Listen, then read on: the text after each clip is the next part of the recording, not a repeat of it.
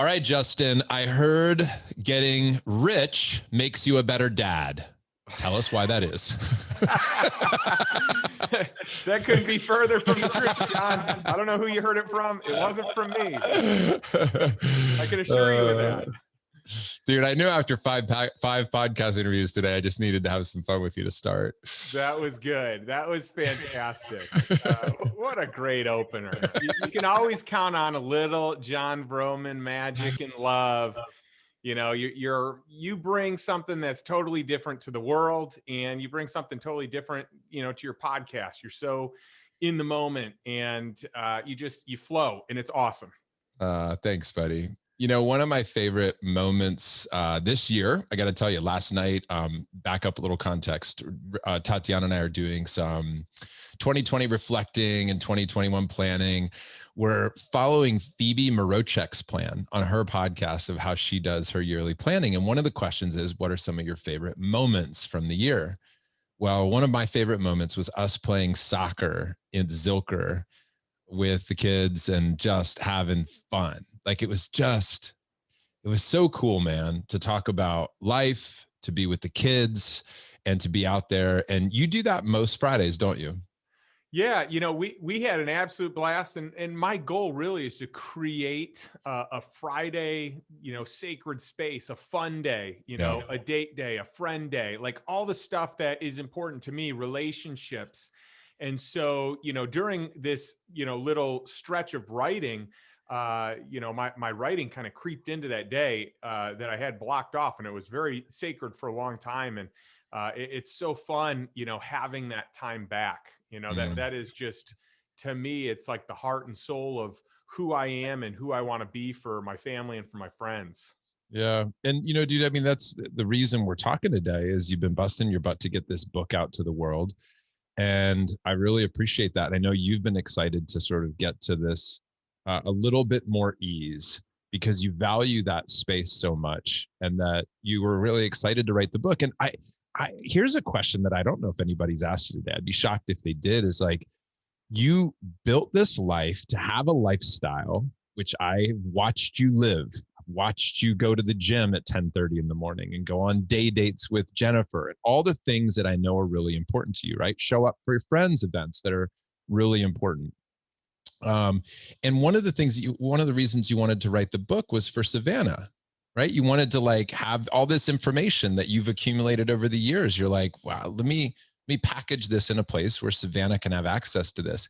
And at the same time, to really write a book, it does beg of you to go all in on it for at least a period of time, right? To kind of immerse yourself in that process. How did you balance those two things between honoring this like lifestyle for your family and these seasonal, like all in moments of business or writing or whatever they might be?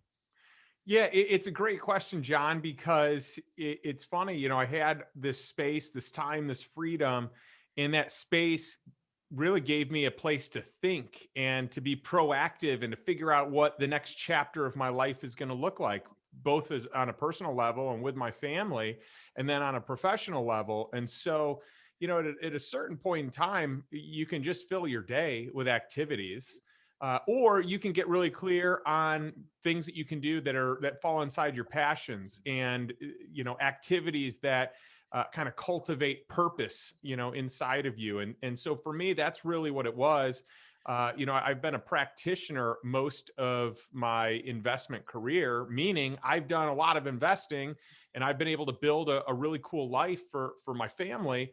But I think it's really fun taking that transition into more of like the teacher, the coach, the educator. And I've done that in other aspects of my life and other genres, from the standpoint of like coaching entrepreneurs and business owners on how to scale. Like I've done that, but I really felt called to share what I have learned with other people so they can experience financial freedom and the financial independence you can have when you separate your time from money. So I just felt like I needed to get this message out.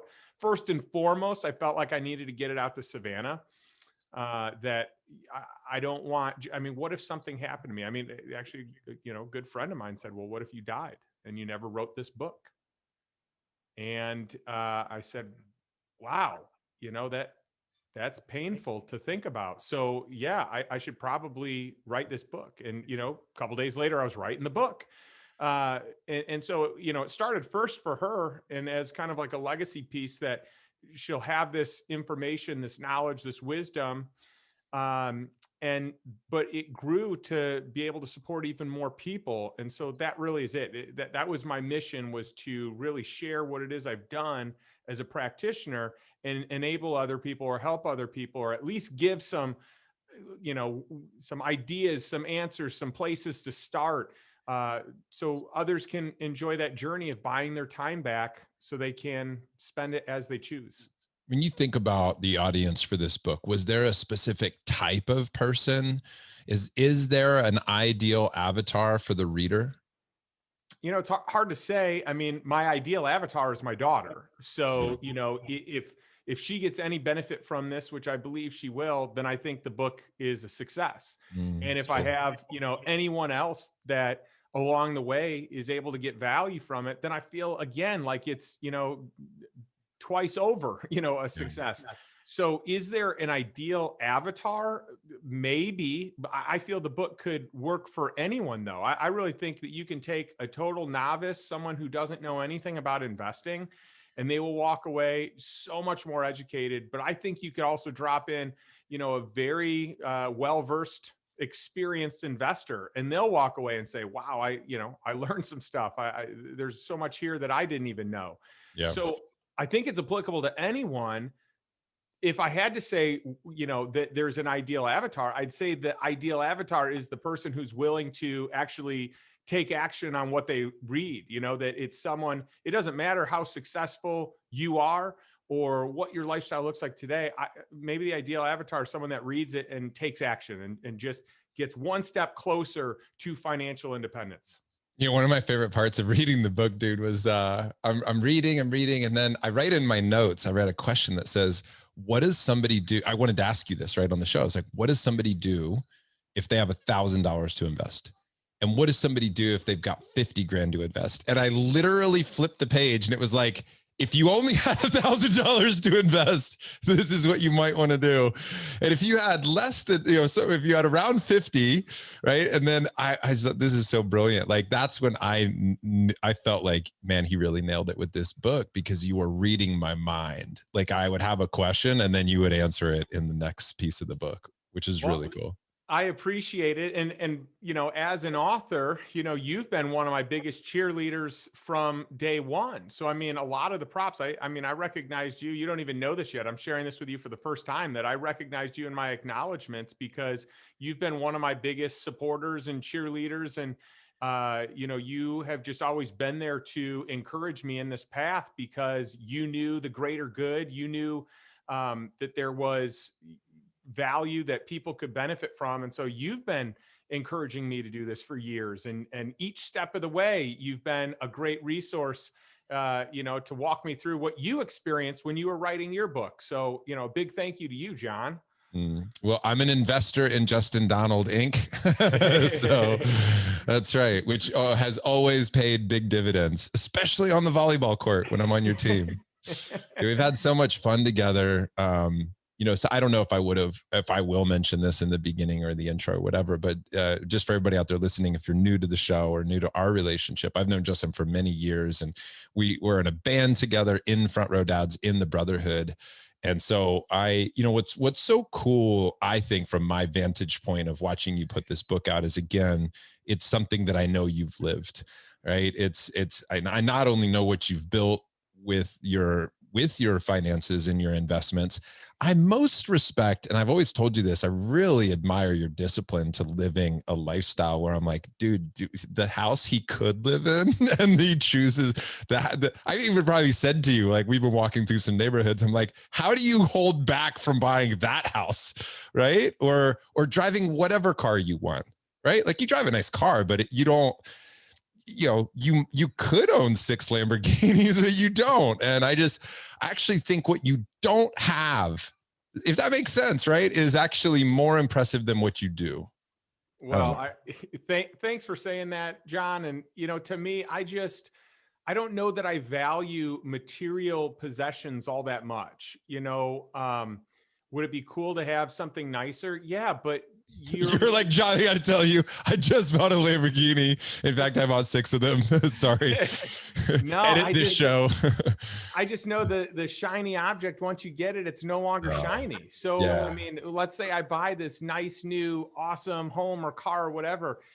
There's a certain point in time where that's not nice and new, and then you want the next thing. And so life is just this balance of like always wanting more. Well, I don't know that I want to be in the place where I'm always wanting more. I actually want to discipline myself with, contentment. I want to be content and happy and excited about where I am, and not let material possessions drive that or define who I am. I'd also rather my money go to experiences and go to, relationships. Food, good food.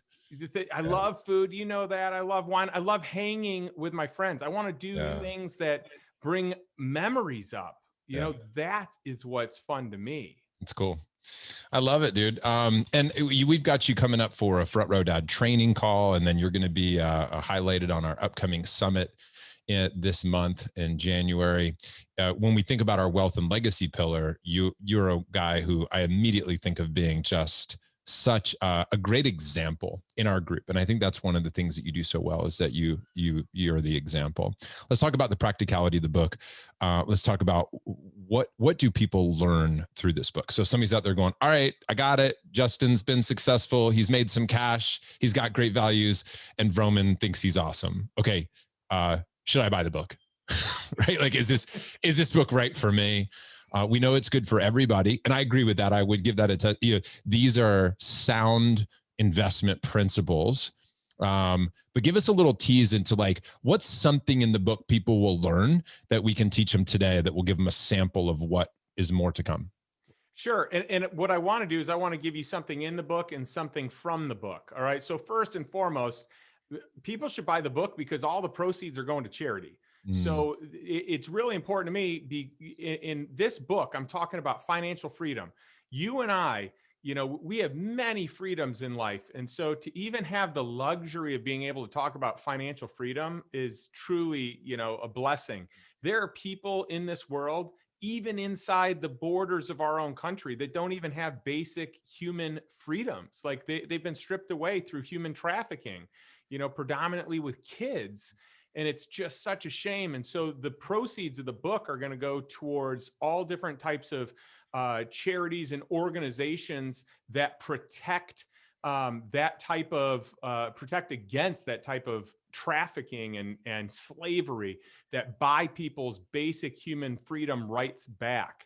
So, if for no other reason than to support, that with organizations like Love Justice International and Compassion International, and, there are a bunch of other organizations that I'm really excited about.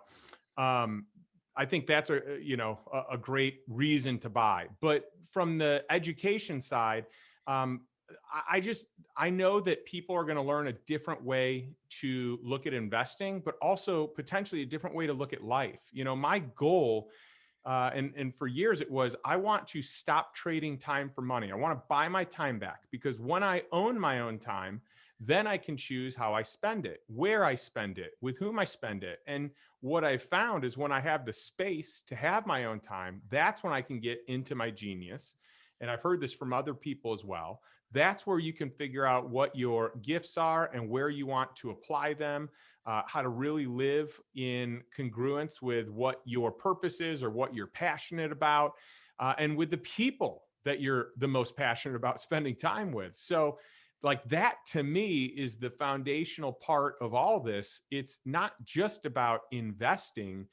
It's about creating freedom and autonomy and total agency in your life, where you really can live on your terms and not be a slave to your job, or a slave to your business, or a slave to security, or a slave to comfort. That to me is kind of the gem or the gold of the book. And then on top of that, I give my philosophies to investing. I give my 10 commandments or my 10 criteria on why I invest the way I do. And then I invest in a way that supports buying my time back and helping other people buy their time back. Yep. What's one of the commandments that you think is a good jumping off point? If you're going to start somewhere and somebody's like, tell me about your 10 commandments, and you only could give them one, what would it be? Well, my first one is, it's there for a reason. It is number one because it is lifestyle first, and it's investing in a way that's not going to commandeer your time. At a certain point in time and in your life, you value your time differently. And so I really want to teach people that you can invest in a way that does not involve your time, that is totally independent of your time. So I think that is just, a really huge commandment. And I have an exercise in the book where I walk people through, how to figure out what it costs them to live their life and what it costs them at a bare minimum and what their freedom vision is, which I'm going to walk through, in some of these different calls with the guys, with the dads here. So I'm thrilled about that. But that to me is there. It's number one for a reason. But if I had to take it one step further, the other thing to me that is really big is a component of cash flow. I want cash flow immediately. And that is my fifth commandment, is find cash flow immediately, or immediate cash flow. So how does that happen? Well, I look for investments that cash flow day one or month one. And that to me is the goal. Like, if I can have something that cash flows quarterly, sure, that's nice too. But it really needs to be on a regular, recurring basis. And a lot of people don't realize that you can invest in many different, let's call it structures, many different asset classes where you actually get cash flow on your money immediately day one. You can actually invest in a way where you buy real estate, you use other people's money, like a bank loan. You could even raise the down payment if you want to, where that actually cash flows day one. Or maybe you have the down payment, but you can structure it in a way where it cash flows.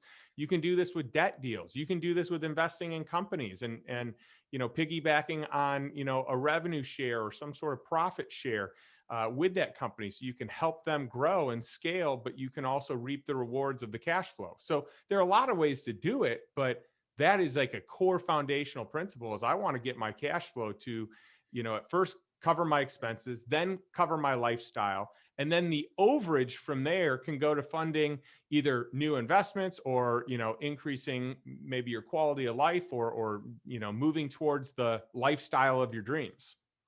And you weren't born into a great deal of wealth. You didn't inherit a big business. You didn't, it was none of that. You worked, like you worked your ass off. You shared a little bit about the house that you grew up in, and I watched you in business grow and start as a young manager and work your way up in a company that we were both involved in. And you just worked hard. Like you just worked hard. You worked smart. You made money. You saved it. You didn't increase your lifestyle. You did write in the book about the first time you made a bigger investment of like 50 grand. It was like your first 50G investment, and it kept you up at night going, holy shit, did I make the wrong move? Can you tell us what that was, or is that, I don't know. Yeah, you bet. I mean, I remember that was a lot of money for me at that time. And I mean, it's still a lot of money. But today I probably wouldn't lose sleep over that. But then that was my biggest investment. I lost sleep. I would wake up in the middle of the night and I'm like, am I crazy? Like I would wake up and I'd like be, sweating. Like I've been thinking about it all night. And I'm just like, man, is this the worst decision ever? Like I can't, why am I not functioning properly? And my first investment was a mobile home park. So part of it, I think I was also scared of the unknown, scared of an asset class that maybe doesn't sound super sexy or super cool, but on paper really makes a lot of sense, and then also I'm a creature of modeling and mirroring. I learned this from Tony Robbins years and years ago, is that you just find people that have been successful with the things you want to do, and then you just copy them. And Yeah. so I tell people, like, I'm a great copycat. I may not be great at necessarily a whole lot of things, but I figured out how to copy people really well. And I feel like that's a good thing to be good at. Yeah, it's interesting how we are sometimes trained in school, like, don't be a copycat. Like, it just becomes this thing. And you're like, but wait a minute, if they're doing something that's working, why would I not want to copy that? Like, that just sounds really smart.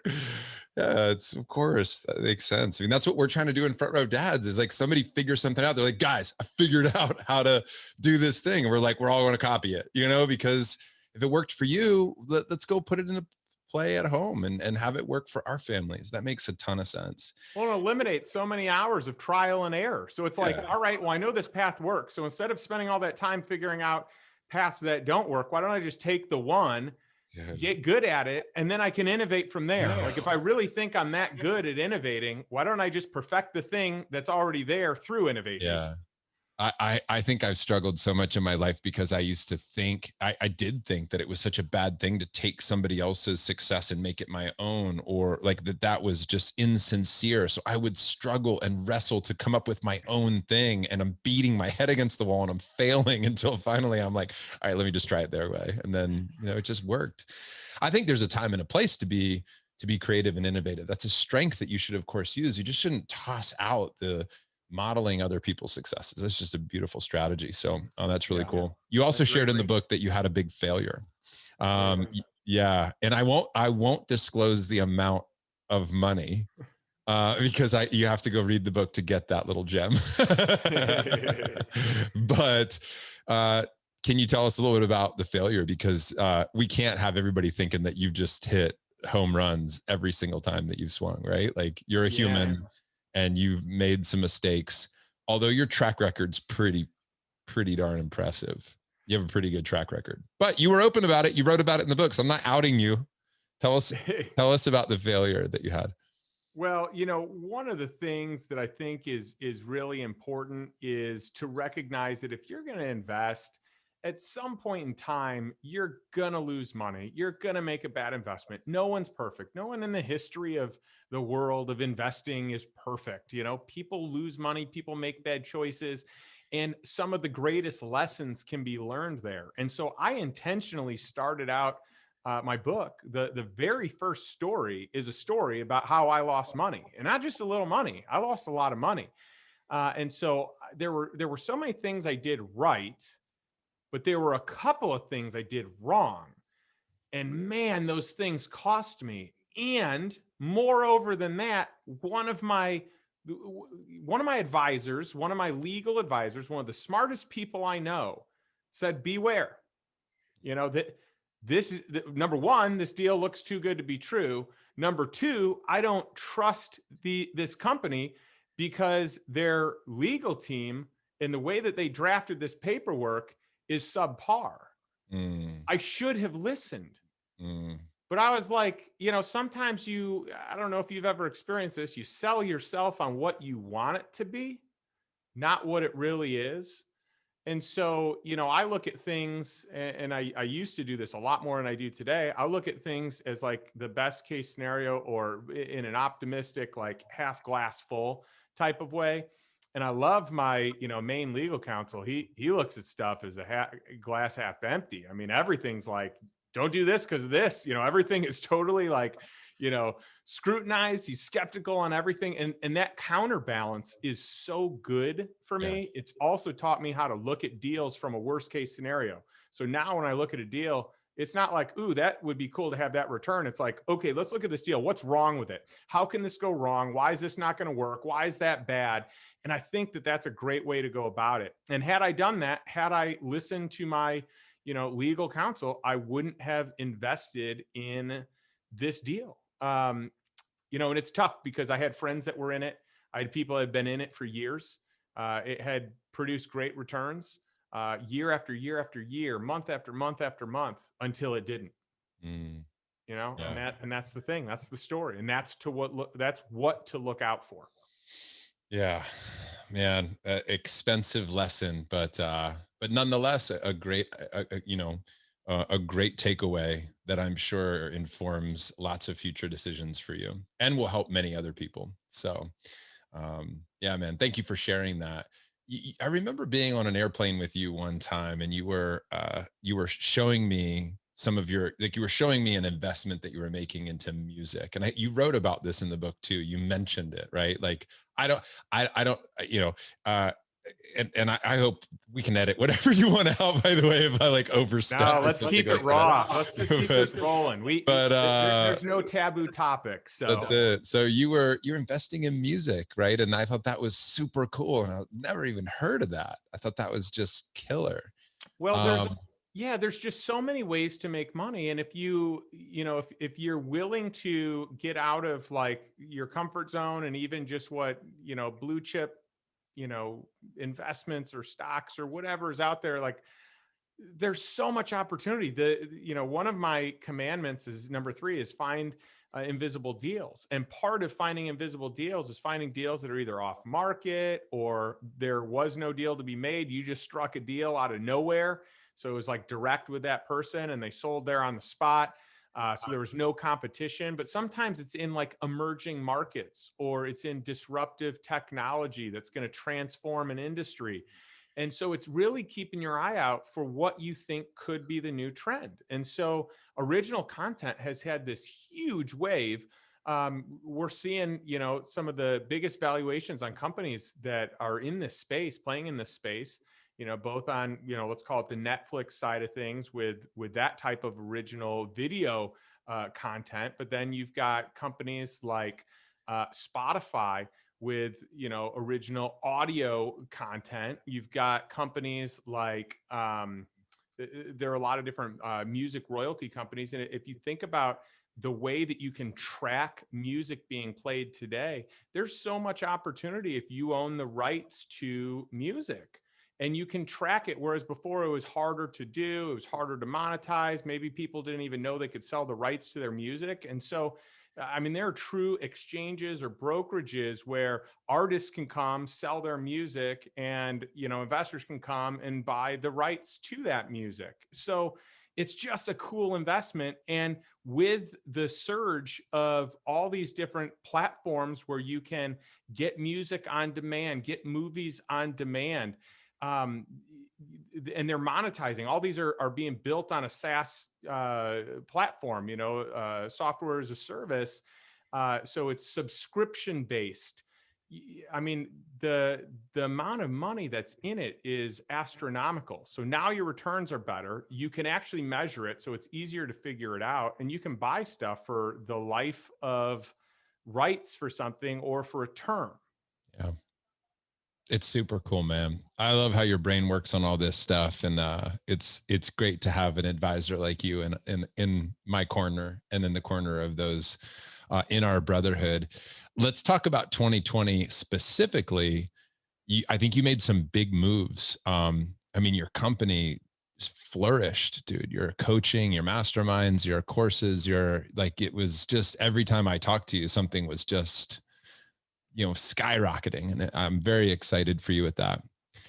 On a very specific, like your investments, what was one of your favorite investments of 2020? Like, is there one that you found that you're like, it was just awesome, it was great, it was fun, it was cool, it was whatever, but just you enjoyed that investment? Was there something like that for you last year?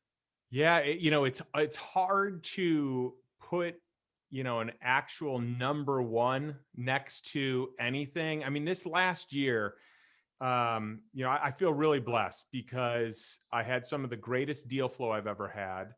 I've invested in some of the most unique and off the beaten path investments that you can think of. I mean, some stuff is so obscure. And like, I have people that are like, you did what? How'd you do that? What are the terms? I mean, like super crazy stuff. Dude, hold on. On that note, one time we're driving through a strip mall or something, and Tatiana goes, "Oh, that store." I go, "Justin Donald owns. He's an owner of that." She goes, "What?" I go, "It's a long story." Anyway, dude, yeah, just like yes, random stuff. It's just so crazy. So I feel very blessed because I know a lot of people are having a hard time right now, and especially if their business has been impacted. But there's also so much opportunity in the hardship and in the struggle if you're looking. So, I found that if you're focused on what's not working, you're going to stay there. But if you can muster up the confidence and the strength to look for what is going to work or what could work, you can transition or pivot. You could start something totally new. And so this year, it was really a year of new investment deal structures, new investment opportunities, a new brand that I was able to scale with, kind of new products. So it was kind of like a fun and creative year for me.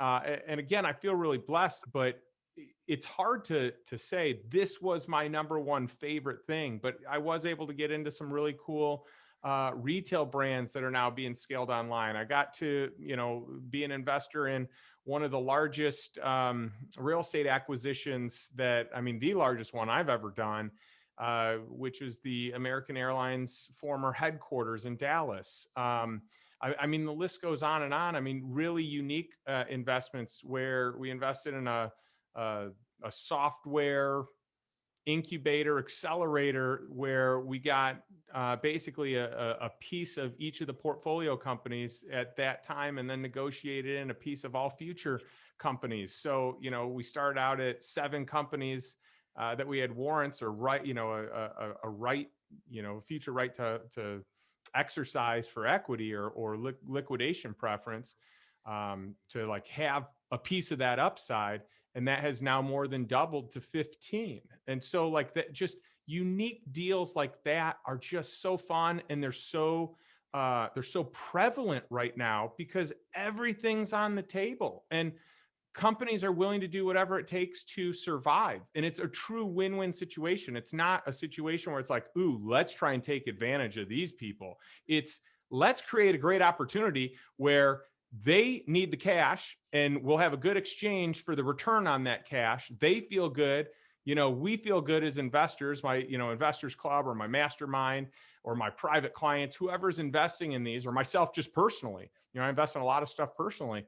And that's it. I don't, maybe there's only room for one person. And so I really take a lot of, I don't know if pride's the right word. I take a lot of, I guess enthusiasm or excitement for the fact that when I invest, a lot of these companies are coming back for round 2, round 3, round 4. And I am, in many cases, their first stop for the next deal. Maybe it's a completely unrelated deal, but that tells me I've structured in a way that it is a win-win. It's not lopsided. So let's break this down also for the different types of investors, because I think you are playing at a very unique level. When I think about a lot of the guys that'll be listening to this show, let's speak for a moment about like if somebody has 10 grand, right? And I know that you cover some of this in the book. So let's tease this a little bit and give, if somebody's got 10 grand, and I know you want to hesitate in saying, this is what you should do with your 10 grand, right? I get that. Or maybe I'm wrong, but, if somebody's got 10 grand, is it a bad idea to just go throw it in an index fund? Because I can imagine that, I've thought about this, right? Like if I had 10 grand and I just wanted to play with it, like, all right, do I just buy crypto? Do I go throw it in an index fund? Do I go give it to somebody else that's got that money? Or should I just buy a house and try to like become a property owner? How does somebody decide what to do with 10 grand? Well, part of it depends on, how much time you want to allocate to something. The right, the right answer is you probably should have bought Bitcoin a month ago or 5 years ago or 7 years ago, right? Because that's taken off right now. Or you should have bought real estate in the area that, was not on anyone's map. And now all of a sudden it's on everyone's map. Hindsight's 2020. So you have to make decisions based on what is best for your level of comfort and assets that you believe in and trust. I like buying assets as often as I can because there's intrinsic value in them. So if you have enough to then be able to, put a down payment on something and leverage other people's money into ownership, you're getting a return on the whole property, but you're only putting down, say, 20% of it. So I like that. That magnifies your return. that is a good way to do it. But there's going to be time that it's going to take to find that property or to manage that property, or you outsource it to someone else and you pay them and you take a lesser return, and then it doesn't involve as much of your time. So that is a question of how do you value time and that exchange of trading time for money. Now, another thing you can easily do is what you said, go into an index fund. Go into S&P 500 index. And, if you want to participate in the returns of the stock market, that's your cheapest way to do it, right? You're going to pay the smallest fee to go into an index fund, but you're going to have the, more of an evenly distributed allocation over a bunch of companies, so that if one tanks, you have others that should balance it out. So that's a great way to do it. And it's a way that doesn't involve any time, right? Except the time that you go in and figure out how to do this on TD Ameritrade or, whatever your brokerage is, Charles Schwab. And you figure out like, so I need to do this. This is how I transact. Okay, this is the index I want. Okay, maybe it takes you an hour. So that's a great way to do it passively. But my big caution on that is a lot of people try to be day traders when they don't have the experience of being day traders. And even if you're an experienced day trader, the new algorithms, you're getting beat by the supercomputers. So it's really hard for humans to win. It just is. So if you're going to take that approach, it makes sense to do it for the long haul.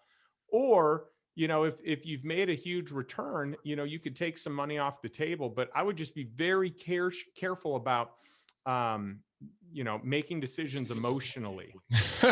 Dude, did I tell you that I sold all my Bitcoin, or that most of it? Like I sold so listen to this, dude. This is so painful.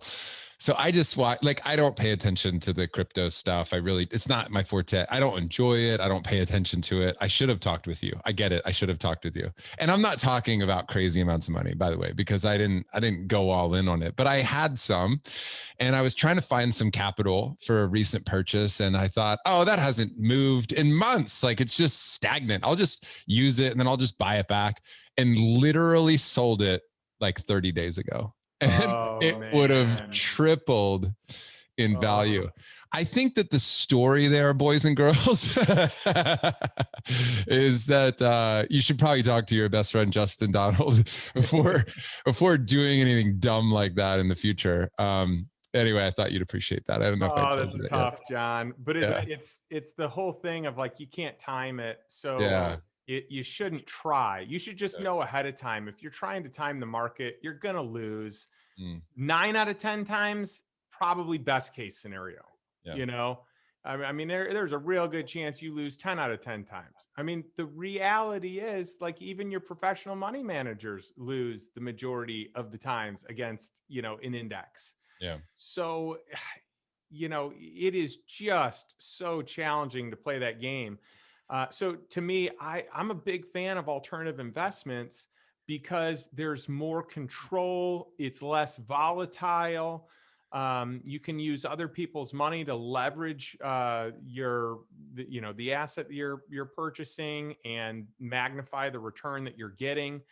And then I also, as our economy is let's just call it what it is. The government is printing a ton of money. 40%.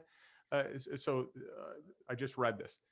40% of the money in the system, in the U.S. financial system, was just printed this year or last year in 2020, or if you look at it within the last 8 months, 40%. It's ripe for inflation. So savers are going to be punished. And people that invest really should consider the assets that they're investing in, because an asset is going to grow in tandem with the monetary supply. So as monetary supply expands or more money is being printed, assets tend to grow with it. Exactly. Yep. Totally. So that's your hedge for the devalued dollar. And at some point in time, that will catch up with us. I don't know when it's going to be. It could be years down the road.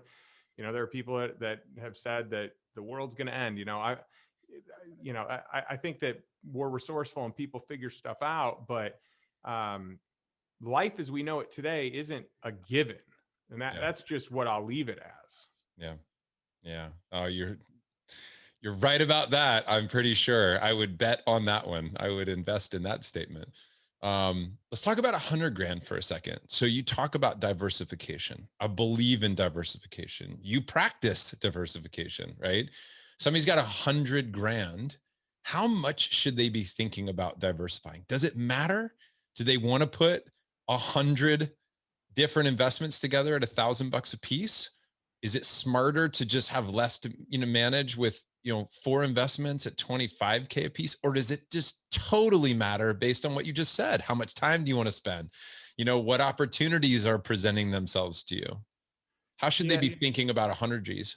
that's a great question. I mean, you got a couple different schools of thought. You've got a lot of professionals that say diversify because that's what's best for you. And so that's why you see people with a stock position and a bond position, right? You're trying to diversify, and when one does well, the other doesn't, and vice versa. And so like that is one strategy or philosophy. You've got one of your greatest investors in history, Warren Buffett, that says don't diversify, become an expert in one thing, and then just invest in that one thing, which he's done, and he's done it really well. So I think that there are a lot of different strategies that could work. When people say to me, they're like, well, should I be doing what I'm doing? My goal is not to say that your strategy is wrong. My goal is to say, I have another strategy that has worked for me, and you can add this to your arsenal. Doesn't mean you have to stop doing what you're doing. It just means you could consider this too. This could be the main thing you do. It could be a subcategory of what you do, but it's an option. That's it. And so, to answer your question, you might have someone that's really confident in one area where they say, I want all 100,000 to go into that, or I want to buy one piece of real estate with many units. And you might have one person that says, I want to pay $100,000 cash, buy this single family home. You might have another person say, I want to take this $100,000, put it as a down payment, and buy this $500,000 multiplex or whatever with multiple units. And I'll use leverage. And I would tell you, as long as the leverage is reasonable, that person with leverage is probably going to win in the long haul. But that's not to say that buying something in cash is a bad idea either. It's, some people feel more comfortable not having that debt. I think debt is, you can use it to your advantage as long as it's smart and you've got a strategy around it. Would it make sense to maybe do 4 different investments of $25,000 into different allocations? That could make sense too. So to me, it's not about what's right, what's wrong. It's more about having a bunch of options and getting exposure to those options. And if you can invest in a way, like a lot of people look at what's the return and they get lured into like, ooh, this is such a cool return. I could make this much money. What's more important than the return is that you don't lose money. So I would take a lesser return to know that I'm not going to lose my money. So what I look for are ways to invest and not lose. I'm very protected on the downside, but then I can also earn a good return. But first, I want that protection, because to earn that money back, you got to work twice as hard. You lose money, you work twice as hard just to get that original money back, and you forever lost the opportunity cost on that money. Like, it can never compound for you. It's gone. Yeah. So JD, in the book, and I kind of knew that you were going to go here in a way, because look, we have a lot of friends that are in different financial, they have different financial beliefs, right? That's it, right? We have buddies all over the place that, and I think you're doing a great job of saying, look, there's a lot of ways to win. In the book, you talk a little bit about the financial advisor piece, right? And I wouldn't go as far as saying that you're the biggest fan of saying run out and talk to a financial advisor, but yet some of your great friends are financial advisors.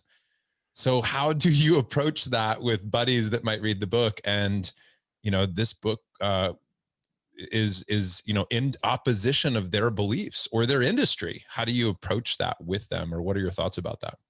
Yeah, it's a great question, and it does create some interesting scenarios and conversations. But I didn't want to tone down, some of my personal beliefs, because I feel that the industry as a whole, um, it's I think that there are some things that the industry really needs to work on and improve. And so my attack is more on the industry. It's not on the person. I think that there are bad apples in anything, in any place. I've got a lot of friends in the financial services industry, as we've talked about. And by the way, I know people that are excellent at what they do. And I think that they advise their clients really well. And I think that that is so important. So again, I'm not saying don't work with them. My advice in the book is be careful with who you work with. Put some thought into it. Don't fall into a situation by default. Find a person that you can partner with and build, your net worth with, that is working on your behalf. And so that's it. I mean, you and I have a lot of mutual friends that are in this space, and some of my closest friends in the world are in this space. But I also felt it was really important to call out some things that I saw industry wide that I think are important to just point out. I think that's a safe thing to say too, right? Because it's like men's groups or dad's groups or masterminds. Like there are several masterminds that I've been exposed to or that I've heard about where I would say, I don't think they're representing the mission here really well. Right. And I think there's some work to be done in those spaces. Sales in general, if you're selling something, like there's countless examples of people who aren't doing that with the highest level of integrity, and they're not really looking after their customer or their client in the way that that I think you and I believe that they should. So I would agree with that 100%. And I know that there's this is a space where I think I was mentioning Ruth Bader Ginsburg and Judge Scalia, how they have such radically different political opinions, but can still be friends. I thought that was one of the greatest examples of 2020 of people that can be divided in their views and yet still respect each other and be able to work collaboratively. So I agree with you Yeah. on that, man. Well, and for me, I'm sharing what my experience has been. It's what I've lived and what has worked for me. That doesn't necessarily mean that that's right for everyone, but it's an option that people can have and that they can learn from. But I work with people in the financial services industry. Like they are some of my go-to people. So it's not that I don't use them. It's that I'm very hardcore about vetting the right people. I want a winner. I want someone that is going to do a great job on my behalf. And then I think it's the most amazing relationship. So, I talk about a relationship that, is misaligned in the book, and to look out for that. But when you can find true alignment and you're on the same page and you've got transparent communication and you know what's really going on, I think that's magic.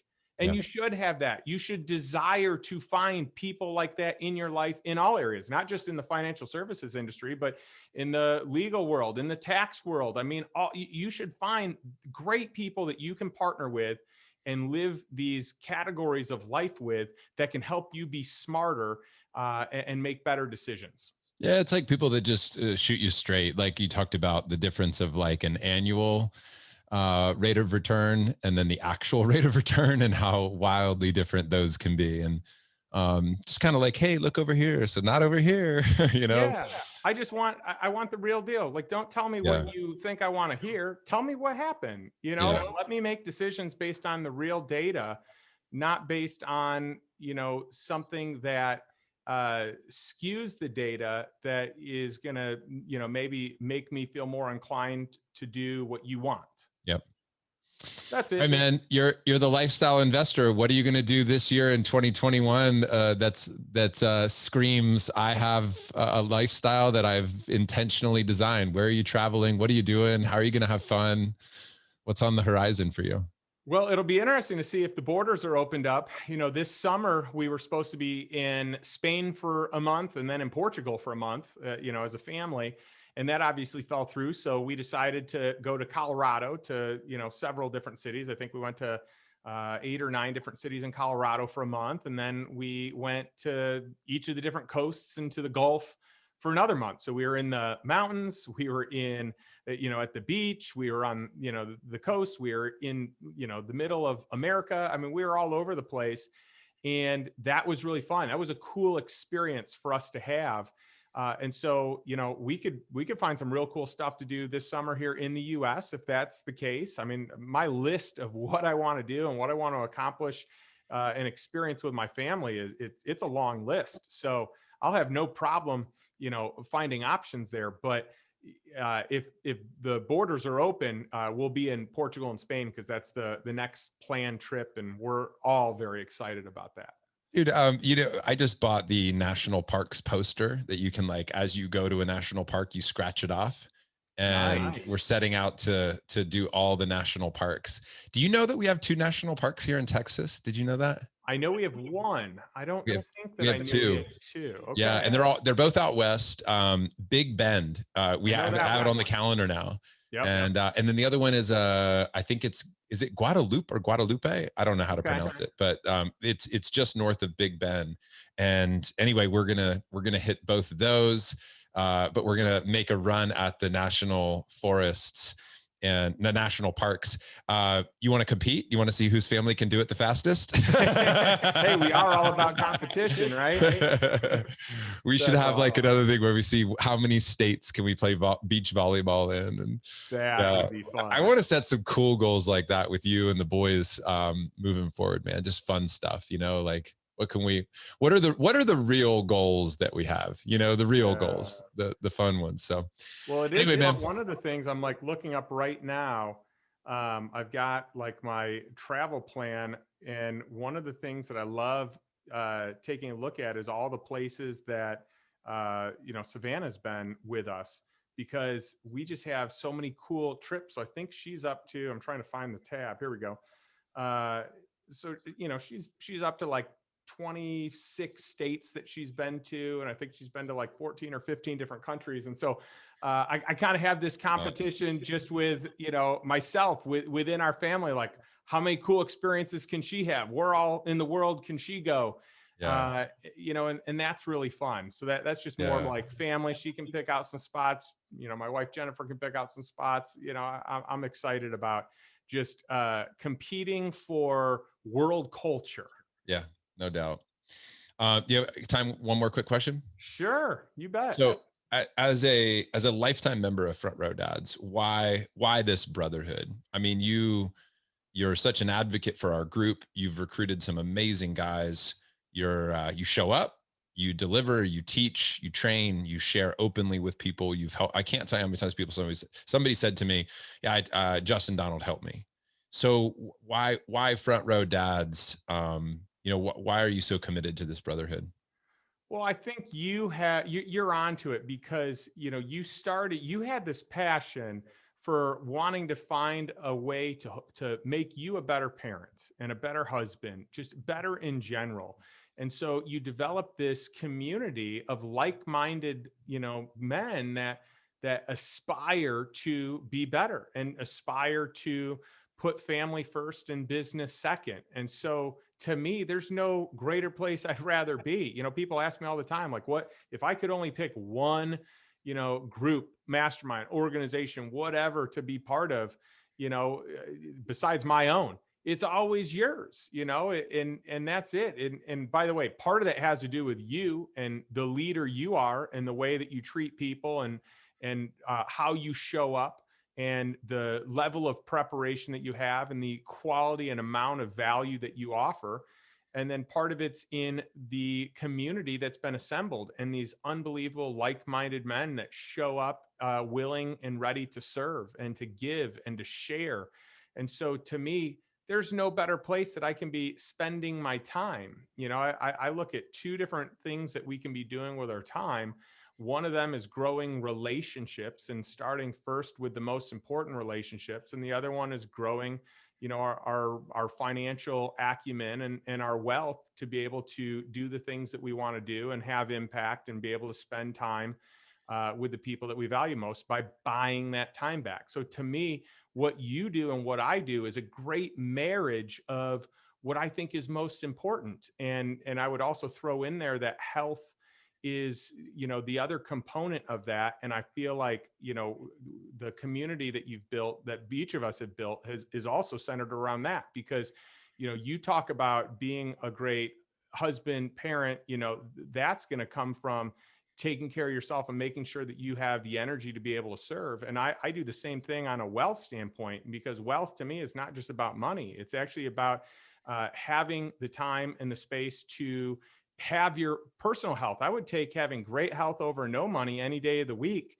rather than the inverse of that, having a lot of money but no health. So to me, those are like the three most important components. And to me, we're always merging those three in the things that we each do. And so I think that's why there's a lot of crossover of, members. That's why, what you do resonates so much with me. What I do resonates so much with you. And I joined as a lifetime member for that small little window where you offered it. And I'm like, I'm in, because I know this is, if I'm going to commit my time anywhere, this is it, because it makes me a better man, makes me a better husband, makes me a better father. It encourages me to really step up my peer group with other like-minded men, so that I can be on mission, on point with other people that will hold me accountable at the highest level. Mm. JD, thanks for saying that, man. And thanks for making time for us today. I know that you had multiple conversations. This has been quite a journey to get this book out to the world. And as this show is released, the book is available right now. Where do people go get it? So you got a couple different options. So you can go to justindonald.com/free book. There is a free plus shipping offer. So you pay for shipping and you get the book. There are a few other perks that you can get in terms of free stuff and some add-ons. There's you can go directly to Amazon or many of the other distributors as well. So the free plus shipping, that one is going to give proceeds to charity, but not as much, if you, but there's a lot of perks, in doing that. You could go directly to Amazon, and I think that's fine too. And you have money that goes to charity. So I think either way, it could be great. And at the end of the day, I just want to get the word out, and I want to raise some money for good causes. So however people want to do it, they can do it. If you check out my website, there's an online class, there's a master class, there's a mastermind, there's, high-end private coaching, but I really dialed that down to only 4 people in 2021. And there's that's because it's $6 million a person. So yeah. Yeah. So, and that's really kind of a right fit type thing. Most people are not the right fit. I mean, that's really for entrepreneurs that either had a big exit or are looking to have a big exit. I've worked with a few high-level executives as well, but the target market is much smaller, we'll say. Yeah. Yeah. But I've got a podcast, the Lifestyle Investor, and these are all things that you can, they don't cost anything, or they don't cost very much at all. And I have some really cool guests. In fact, a bunch of the guests are dads from the community. Totally, yeah. Which is cool. Brad Johnson, Ryan Levesque. Who else did you have on? John David Osborne. Yep. I mean, these are guys I would want to hang out with anyway. So it's just tons of fun. Hey, on that note, a quick plug also for guys who you're listening to the show, you want to get more with Justin and not just from the book. I mean, go get the book and read that. But we have an online summit, January 21st. It's a full day event. Wealth and legacy is the focus all day. And it is the type of event where the way we've crafted it, you're going to blink and the day will be over. That's a bold promise to make in the virtual online space, but that's the repeated. So 50 guys at our last event gave it a 9.7 rating out of 10. That was after the entire day, a 9.7 out of 10. And this one, we've got Justin going even deeper on the stuff that we started talking about today. You'll be live with him. You'll be able to ask questions, post questions. David Osborne is there, author of New York Times bestselling author of Wealth Can't Wait, The Miracle Morning for Millionaires. We've got Adam Stock, who's one of our great friends, Next Level Planning Group, who's going to be there. We have Will Duffy, who's a tax, you connected us, Rulin connected us. Major lineup here of just incredible dudes. We're going to have an awesome day. So guys, come spend some time with Justin. And then Justin, one more time, what was that website where they can go get the book? Yeah, justindonald.com/free book. And you can check out anything else on there you want. But more than anything, I'm excited to be able to, have impact in the world. So if you know of anyone that this would be of value to, please share it. It's awesome. JD, thanks for being here, man. Anything else you want to say that we didn't get a chance to say yet? Oh, thanks for having me. I mean, more than anything, I just think that Front Row Dads is a game changer, and it's a community for life, and it's relationships for life. And there's no group of people I'd rather be spending my time with. When I think about the peer group that I want influencing me, it's people that value family first and that do business in the way that the men in this group do it. And so, hats off to you and to anyone listening to this. If you haven't considered it, I really encourage you to consider it. Thanks, brother. Guys, thanks for listening. Go get the book, pick up a couple, share one with somebody, and then come join us for the summit. frontrowdads.com/summit, or on our website, frontrowdads.com. You'll get all the info. JD, I'll see you on the beach volleyball courts. Sounds awesome. Looking forward to it.